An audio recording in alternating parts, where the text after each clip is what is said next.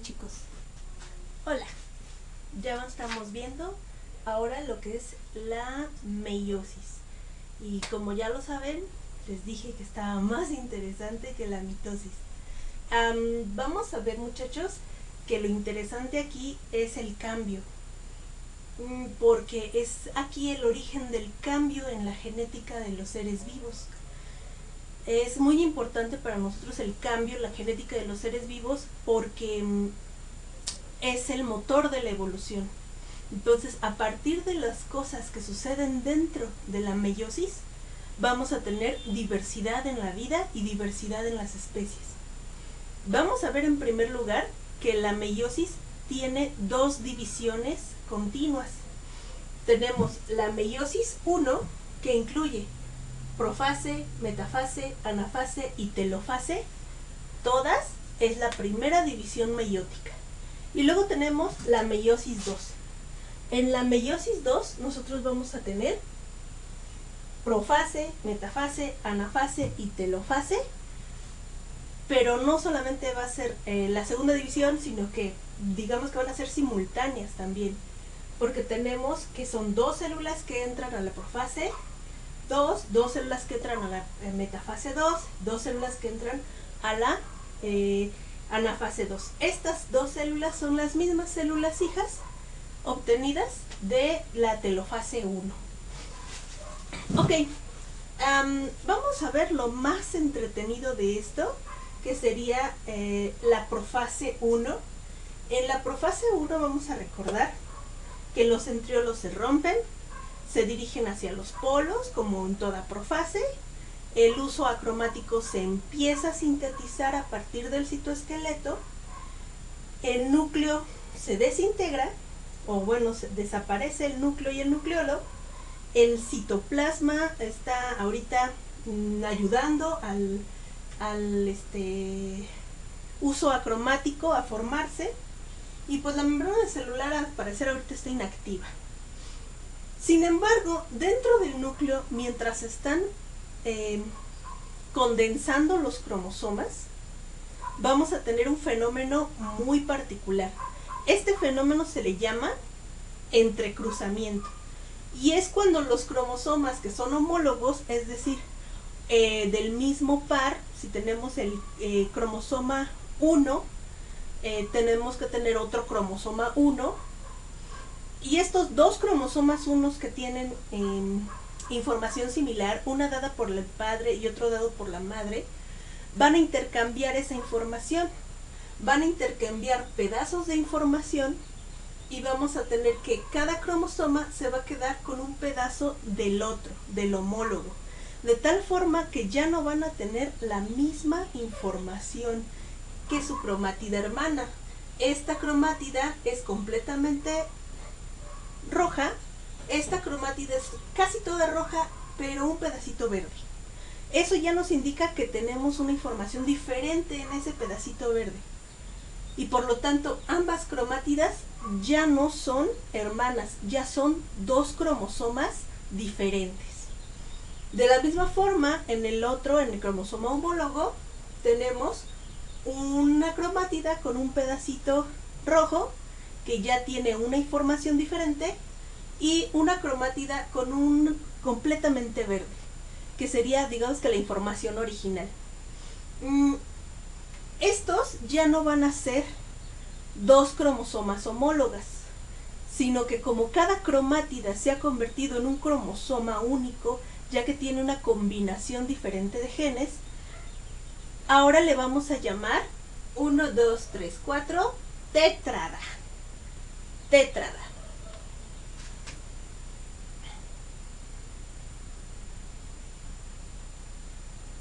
Tétrada. Tetra, pues de 4, es decir, conjunto de 4, eso es una tétrada. Las tétradas se van a poner en la placa ecuatorial y así entramos a metafase 1.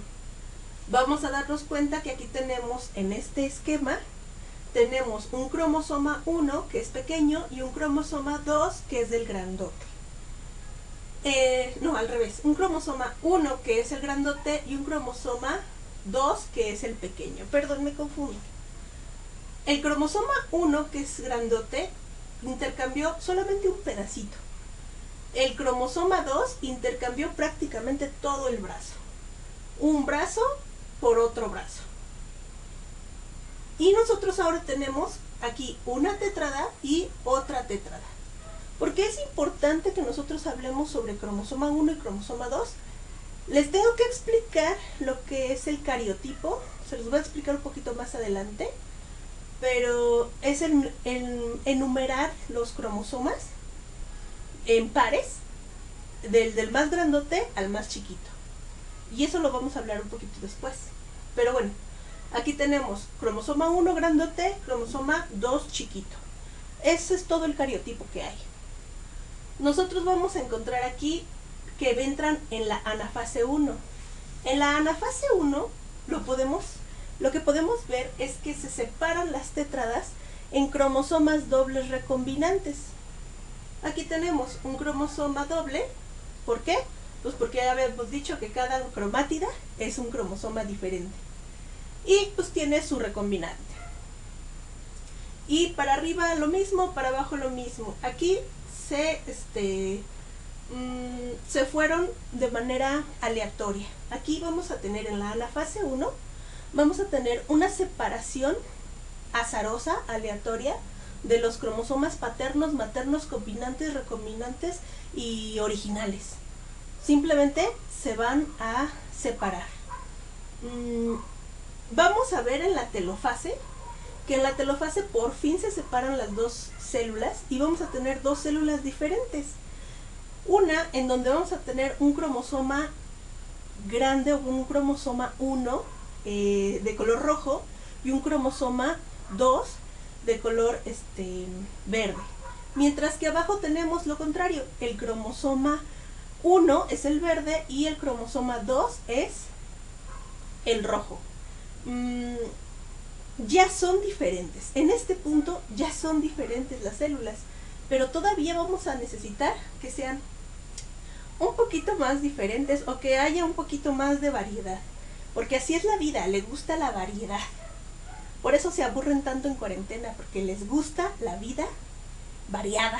Y pues ver la misma pared es un poco aburrido, ¿verdad? Bien, vamos a ver entonces lo que es la segunda división meiótica. En la de segunda división meiótica, muchachos, vamos a tener que iniciamos con las dos células originadas de la telofase 1 y entran en profase 2.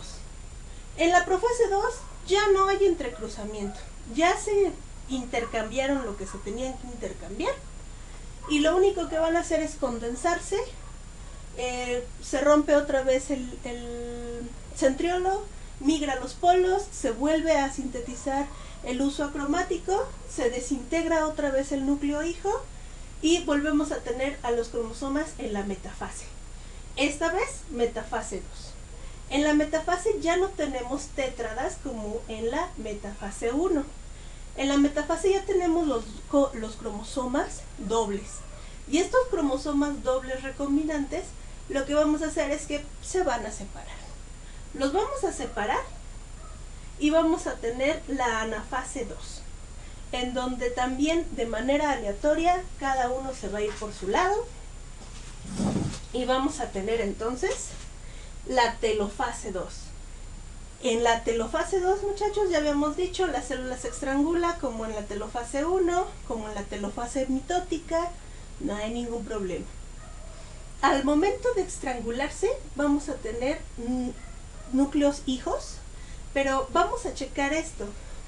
Estos núcleos hijos vamos a verlos con diferente carga genética cada uno. Aquí tenemos un cromosoma 1 rojo, que sería el materno, podríamos decir, y un cromosoma 2 verde, que sería paterno. O sea, un cromosoma materno y uno paterno. Cosa que no hubiera existido en el primer gameto, en el gameto que originó la célula. Tenemos aquí también otro cromosoma, esta vez son dos recombinantes. Tenemos los dos recombinantes, los dos que ya fueron entrecruzados, se combinaron y son cromosomas nuevos, que no habían existido nunca hasta ahorita. Y si este llega a tener éxito en la reproducción sexual, estos cromosomas pasarán como paterno o materno a la siguiente generación para volverse a recombinar. Pero estos son cromosomas únicos. Vamos a ver aquí que tenemos un cromosoma materno, que es el cromosoma 2, chiquito, rojo, y el cromosoma paterno que está recombinado. Y luego tenemos aquí el cromosoma paterno que está puro, que está íntegro, y el cromosoma 2 materno recombinado. Entonces, ninguna de estas células, ninguna es igual. No hay ninguna igual. Y así, saquemos un montón, 1.000.000 de células diferentes, no vamos a tener dos iguales, no las vamos a tener. Eso es lo interesante de la meiosis, que nos va a dar una gran variedad de diferentes combinaciones genéticas para ver cuál es la mejor, para ver cuál cuál aporta mejor digamos que combinación a la diversidad biológica de la especie. Ya nos vamos a ir metiendo en evolución. Este es uno de los motores de la evolución, la diversidad. Y la diversidad es justamente que nosotros tenemos diversidad genética gracias a la recombinación en la meiosis. Es un tema muy interesante porque es lo que también nos hace únicos, es lo que hace que ustedes sean únicos y que, por ejemplo, no nos parezcamos a nuestros hermanos ni a nuestros padres, o a lo mejor sí nos parecemos a nuestros padres, nos parecemos un poco a nuestros hermanos, pero no somos completamente idénticos. Y ya me preguntarán, bueno, ¿qué pasa con los hermanos gemelos? Ya hablaremos de los gemelos. Es un tema también bastante interesante al que no le vamos a sacatear. Vamos a hablar sobre los gemelos cuando veamos justamente gestación y fecundación. En un momento de la fecundación, en un momento de la gestación más bien, pasa un fenómeno en el cual ese cigoto único se divide en dos grupos y estos dos grupos de células van a formar individuos diferentes, o más bien dos individuos pero con la misma carga genética. Y hablaremos de cuáles son los tipos de gemelos, etcétera, etcétera. Mientras nos quedamos con esto, la meiosis nos va a dar como resultado 4 células que no son células diploides y son células haploides. Vamos a ver que la original tenía cromosomas homólogos. La original tenía un cromosoma de cada uno. Un par de cromosomas de cada uno, un par 1 y un par 2. Sin embargo, aquí en la telofase tenemos un cromosoma sencillo 1 y un cromosoma sencillo 2. Ya después se harán dobles, ya si quieren hacerse dobles, los pueden hacer dobles. ¿Por qué? Pues porque con el tiempo estas células también van a pasar a fase G1, van a pasar a fase S y van a pasar a fase G2. Algunas veces pasan a fase G2 e incluso pasan a reproducción mitótica. Pero en sí, la normalidad y lo que nosotros queremos enfocar es que estos serían gametos, esas células especiales con las cuales nos vamos a reproducir.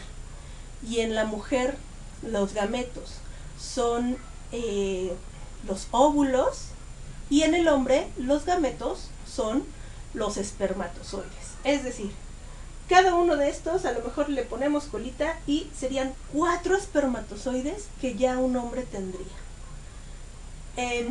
Lo que no pasa con la ovulación. En la ovulación solo una sola de las células se va a quedar con la mayoría del citoplasma.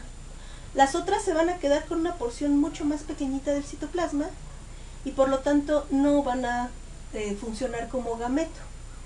La que se queda con la gran cantidad de citoplasma es la que vamos a llamar óvulo. Y las que se quedan así súper chiquitas con muy poquito citoplasma, las llamamos cuerpos polares. Estas no van a tener, digamos que no van a servir de mucho, la verdad.